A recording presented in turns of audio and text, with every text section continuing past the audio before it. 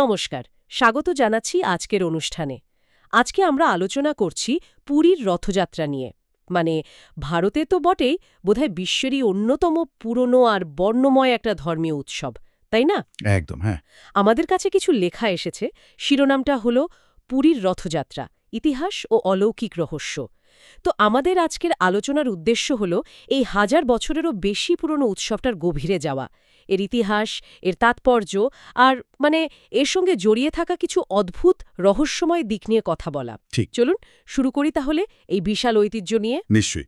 দেখুন, এই উৎসবের একদম কেন্দ্রে আছেন তিনজন: ভগবান জগন্নাথ, তার দাদা বলভদ্র আর বোন সুভদ্রা।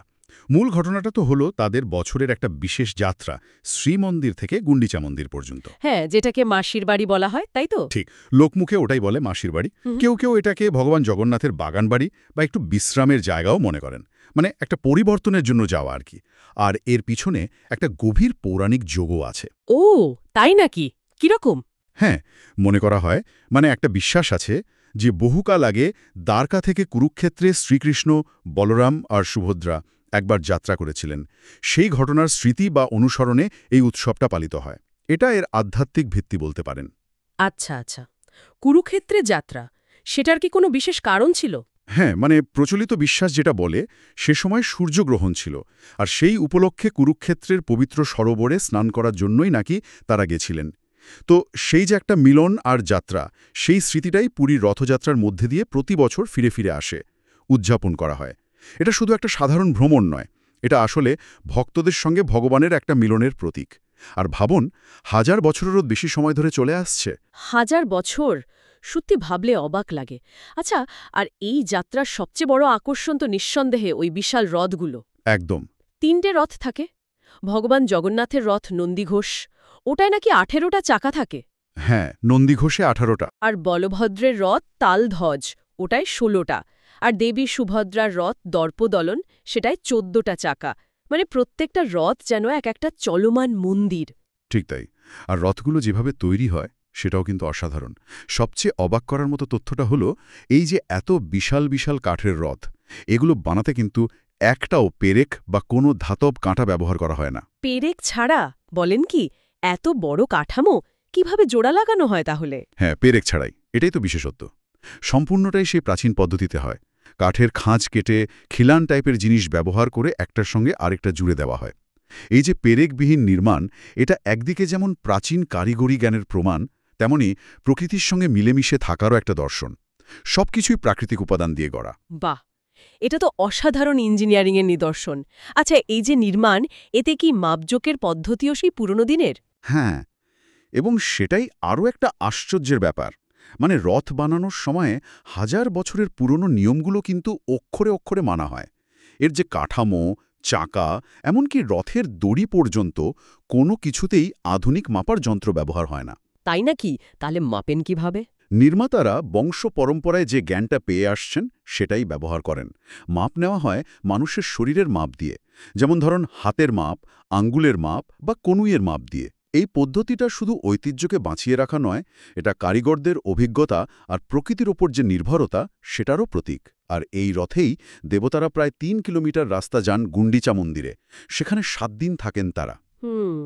এই যে প্রাচীন কৌশল, ঐতিহ্য, এগুলোর পাশাপাশি এ উৎসব ঘিরে কিছু মানে রহস্যময় বা অলৌকিক ঘটনার কথাও তো শোনা যায়, যেগুলো এটাকে আরও আকর্ষণীয় করে তোলে। ঠিক বলেছেন। হ্যাঁ, এই রথ বানানো বা যাত্রার মতোই এর সঙ্গে জড়িয়ে থাকা কিছু রহস্যের কথাও খুব প্রচলিত।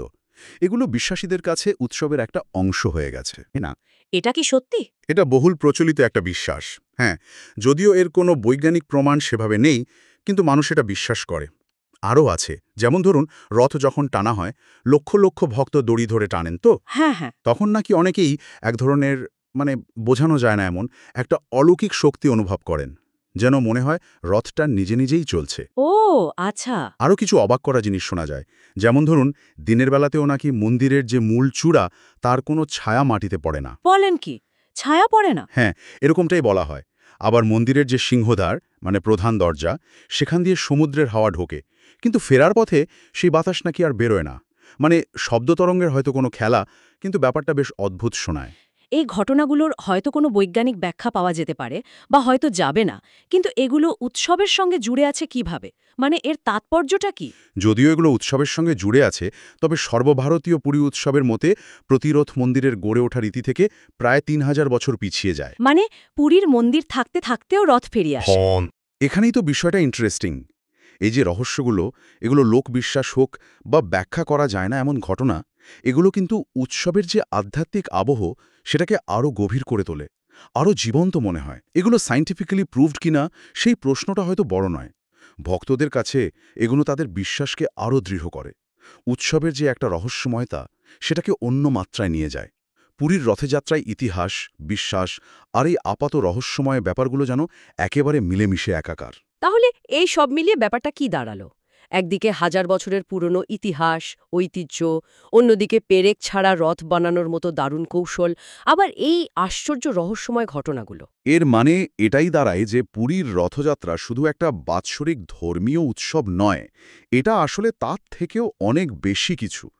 এটা এমন একটা জীবন্ত অভিজ্ঞতা যেখানে ইতিহাস, মানুষের বিশ্বাস, অসাধারণ কারিগরি জ্ঞান আর কিছু আপাতদৃষ্টিতে অলৌকিক বা ব্যাখ্যাতীত ঘটনা সব একসঙ্গে মিশে গেছে। এই উৎসব আমাদের শুধু নিজেদের ঐতিহ্যকেই মনে করায় না, বরং প্রকৃতি, বিশ্বাস আর এই যে আপাতদৃষ্টিতে অসম্ভব ঘটনা, এগুলোর মধ্যে যে একটা গভীর যোগ থাকতে পারে সেটা নিয়েও নতুন করে ভাবতে শেখায়। হয়তো এই ভাবনাটা আজকের আলোচনার শেষে আমাদের সঙ্গে থেকে যাবে, যে কিভাবে বিশ্বাস আর বিস্ময় আজও আমাদের সভ্যতাকে, আমাদের জীবনকে এতখানি প্রভাবিত করে চলেছে।